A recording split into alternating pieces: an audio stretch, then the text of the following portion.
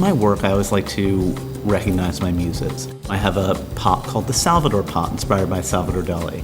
I have a picture that's called the Lady Bunny picture that was inspired by Lady Bunny. She's a one-of-a-kind, incredible force of nature, and I thought, you know, I want to make a pot inspired by Lady Bunny, and it's pretty rad.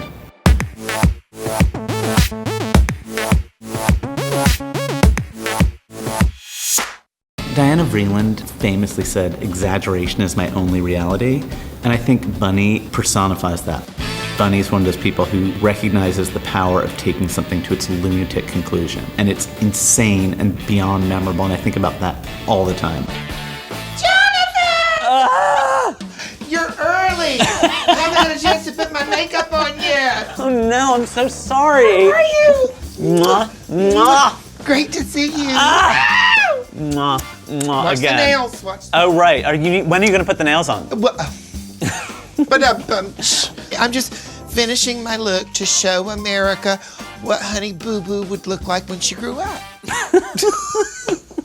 I'm the least starstruck person on earth, and I know you, but when I'm around you, I am starstruck because I think you're a genius, you're my idol. Like, when you did Wigstock, it was like revolutionary for me. It was transformative. You are a genius. I love you. Can you say that to the camera? Oh, sorry. She is a genius. You're like this New York institution of magic and genius, but how did you start? You're from Tennessee? Chattanooga, Tennessee is where I grew up. I was always a performer and an actor. Then I went to England and experienced like new wave and punk and was experimenting with makeup, you know, as a boy or whatever as a kid. And so I knew I wanted to be a performer, but the drag enables me to be the costume designer, makeup artist, the script writer, the songwriter. It gives me more control. So let's talk about exaggeration. Okay. Because I feel like...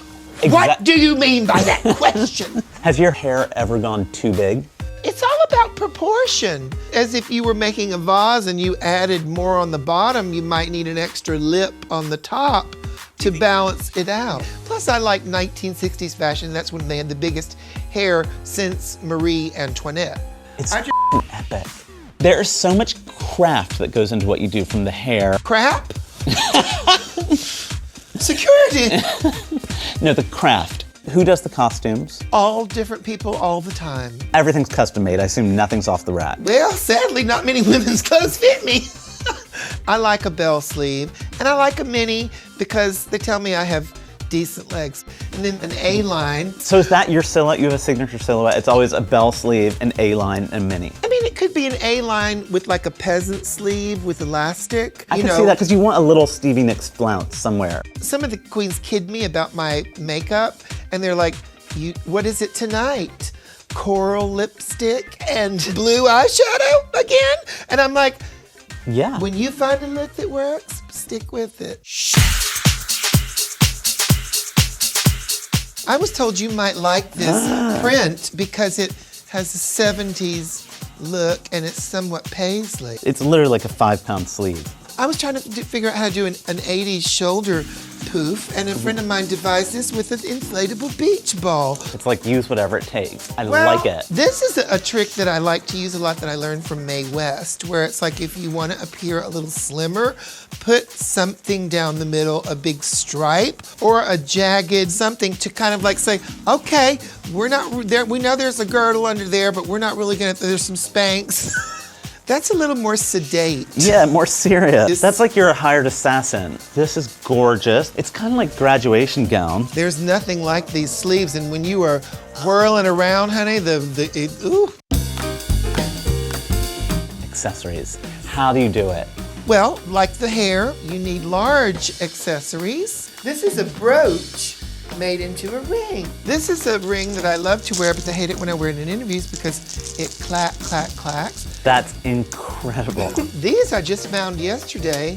I'm gonna make these into reading glasses. Lady Bunny, I worship you. You're my hero. I've loved you since the second I set foot in New York. Thank you for spending time with me. Oh, tell me more. Oh, wait. You are so fascinating when you speak on this subject so eloquently. Mwah, mwah. Bye, darling. Later, Bunny. You know, the idea of exaggeration is something I think about all the time. You want to make stuff that is going to be memorable, and the only way to achieve that is via exaggeration. And I think Bunny personifies that. She's this over-the-top creature, and you know, she's sort of like a pastiche, but I think people don't necessarily realize how much work and talent and craft goes into creating Lady Bunny. And she personifies the power of exaggeration.